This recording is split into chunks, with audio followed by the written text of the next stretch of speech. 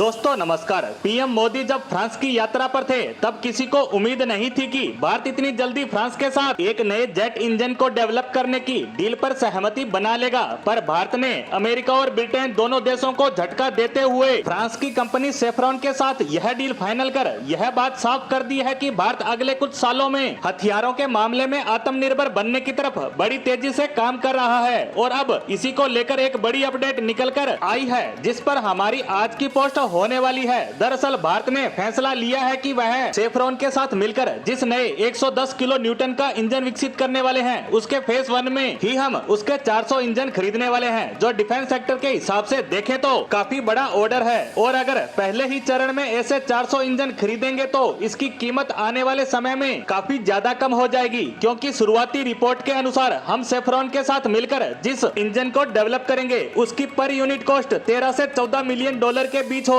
और अगर हम इसका इतने बड़े लेवल पर निर्माण करेंगे तो इसकी यही कीमत 12 मिलियन डॉलर तक भी आ सकती है। इसकी कीमत नीचे लाने के लिए ही हम शुरुआती चरण में 400 इंजन खरीदने का ऑर्डर फाइनल करने वाले हैं। आपको बता दें कि भारत पहले से ही इस प्लान पर काम कर रहा है कि इन इंजनों की कीमत उसके एमका फाइटर जेट विमान की कुल कीमत के 30% के करीब होना चाहिए, जो उसे ऑपरेट करना न सिर्फ आसान बनाएगा बल्कि इसकी सर्विस और मेंटेनेंस भी सस्ती हो जाएगी। ऐसे में यह कहना गलत नहीं होगा कि फ्रांस के साथ पार्टनरशिप करके इस इंजन को विकसित करने का आइडिया भारत का एक बड़ा मास्टर स्ट्रोक है, जिसमें हम अपने एयरक्राफ्ट सिस्टम को काफी ज्यादा मजबूत कर सकते हैं। इसी बीच जहां एक तरफ भारत सेफ्रॉन के साथ मिलकर 400 इंजन का निर्माण करेगा, वहीं सेफ्रॉन भारत के अंदर बड़ा निवेश करने की तैयारी कर रहा है, जो भारत के अंदर व इस पूरे रीजन में ऑपरेट होने वाले राफेल विमानों के लिए बड़ी खुशखबरी है। दरअसल दोस्तों सेफ्रॉन ने ये ऐलान किया है कि वह भारत के अंदर एक नए इंजन एमआरओ फैसिलिटी खोलने वाले हैं, जो कि काफी बड़ी बात है, क्योंकि सेफ्रॉन जो फैसिलिटी भारत के अंदर खोलने जा रहा है वह न सिर्फ भारत के पास मौजूद राफेल के M88 इंजन की मेंटेनेंस करेगा बल्कि डीप आवर हेलविंग भी कर सकेगा,